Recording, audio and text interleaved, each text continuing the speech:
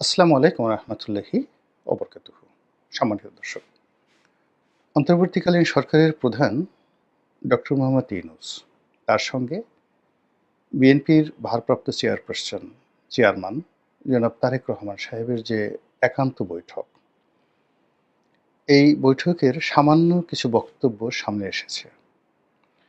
আর ১.৫ ঘন্টা বৈঠকের প্রায় সবকিছুই এখনো পর্যন্ত অজ্ঞাত রয়েছে এবং বিষয়গুলো সম্ভবত স্পর্শকাতর, জরুরি এবং এই ২ শীর্ষ নেতার মধ্যে অনুষ্ঠিত বৈঠকের বিষয়ে উভয় নেতাই চাচ্ছেন বা এখন পর্যন্ত আশা করছেন যে তাদের সেই বক্তব্য প্রেসের সামনে না আসুক। তারা দুজন, অর্থাৎ ডক্টর মোহাম্মদ ইউনূস নিজে এবং জনাব তারেক রহমান সাহেব, তারা সরাসরি তাদের মধ্যকার যে বৈঠক, সেই বৈঠকের গোপন প্রকাশ্য কোনো বিষয় নিয়ে এখন পর্যন্ত মন্তব্য করেননি।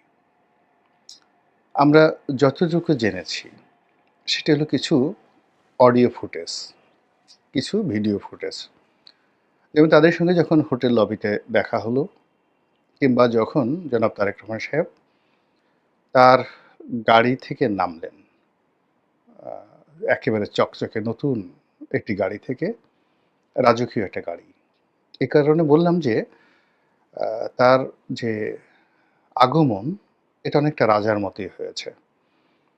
সেই গাড়ির সামনে পেছনে স্কট ছিল, অর্থাৎ দলীয় নেতাকর্মীদের, এবং সেই গাড়িগুলো যথেষ্ট দামি এবং ভালো গাড়ি ছিল। এবং জনাব তারেক রহমান সাহেব যে গাড়িটিতে এসেছেন, সেটি বর্তমান পৃথিবীতে যে গাড়িগুলো খুব আকর্ষণীয় গাড়ি, ল্যান্ড রোভার কোম্পানির ডিফেন্ডার। এটা অনেকটা স্পোর্টি মডেল এবং অবস্থা দৃষ্টিতে মনে হচ্ছে যে এটা বুলেট প্রুফ গাড়ি। এবং আপনারা সবাই জানেন যে জনাব তারেক রহমান সাহেবের গাড়ির প্রতি এক ধরনের একটা ফ্যাসিনেশন রয়েছে, তিনি গাড়ি পছন্দ করেন। তো কাজেই আগামী দিনের প্রধানমন্ত্রীর রূপে তিনি জনাব তারেক রহমান সাহেব জনাব ডক্টর মোহাম্মদ ইউনূস সাহেবের সঙ্গে দেখা করে আসছেন। তো সেক্ষেত্রে তার অন্য সময়ের যে ক্যাজুয়াল ড্রেস তিনি সাধারণত পরেন, এবার তিনি সেভাবে পরেননি। তার জুতো, তার শার্ট, তার প্যান্ট, তার গাড়ি এবং তার আগমন, সব কিছুর মধ্যেই একটা প্রোটোকল ছিল। দ্বিতীয়ত হলো যে তাকে যারা রিসিভ করেছেন ডক্টর মোহাম্মদ ইউনূসের পক্ষ থেকে, তারাও ডক্টর মোহাম্মদ ইউনূসের একেবারে সবচেয়ে কাছের মানুষ। সেখানে প্রেস সেক্রেটারি জনাব শফিক সাহেব ছিলেন। তারপর ওনার যে নিরাপত্তা বিষয়ক উপদেষ্টা জনাব খলিলুর রহমান সাহেব, তারা একেবারে গাড়ির দরজা খুলে জনাব তারেক রহমান সাহেবকে তারা মানে রিসিভ করেছেন, অভ্যর্থনা জানিয়েছেন। এ দৃশ্য আমরা দেখেছি। আবার জনাব তারেক রহমান সাহেব যখন হোটেল থেকে বের হয়ে গাড়িতে উঠেছেন, তখন আমরা তার এক্সপ্রেশন, তার হাত নাড়ানো, তার বডি ল্যাঙ্গুয়েজ আমরা দেখেছি। এর থেকে আমরা যা কিছু আন্দাজ করতে পারি, এটা হলো এই মুহূর্তে আমাদের যাকে বলা হয় মূলধন, আমরা যারা কন্টেন্ট তৈরি করছি। দ্বিতীয়ত, তিনি হোটেল লবি দিয়ে হেঁটে হেঁটে যখন ডক্টর মোহাম্মদ ইউনূসের একেবারে খাস কামরাতে গেলেন, তাদের মধ্যে শুভেচ্ছা বিনিময় হলো, সালাম বিনিময় হলো, করমর্দন হলো। তারা মুখোমুখি বসলেন এবং সামান্য কিছু বাক্যালাপ, যেমন সালাম দিলেন, শরীর কেমন, এই যাচ্ছে, আম্মা সালাম দিয়েছেন, এই বক্তব্যগুলো আমাদের সামনে এলো। আর প্রধান উপদেষ্টার প্রেস উইংস থেকে যে ছবি দেওয়া হয়েছে, সেখানে তাদের হাস্যোজ্জ্বল কতগুলো ছবি চলে এসেছে। এইগুলো ছাড়া মূলত আমাদের কাছে আসলে তেমন কোনো তথ্য এবং উপাত্ত নেই। দ্বিতীয়ত, একটি যৌথ সংবাদ সম্মেলন হয়েছে দুই দেশের রাষ্ট্রীয় পর্যায়ে। যেমন ধরুন, বাংলাদেশের রাষ্ট্রপতি বা প্রধানমন্ত্রী আমেরিকাতে গেলেন, আমেরিকার প্রধানমন্ত্রীর সঙ্গে তার একটা বৈঠক হলো, তারপরে দুই নেতা হোয়াইট হাউসের লনে দাঁড়িয়ে একটি সংবাদ সম্মেলন করলেন।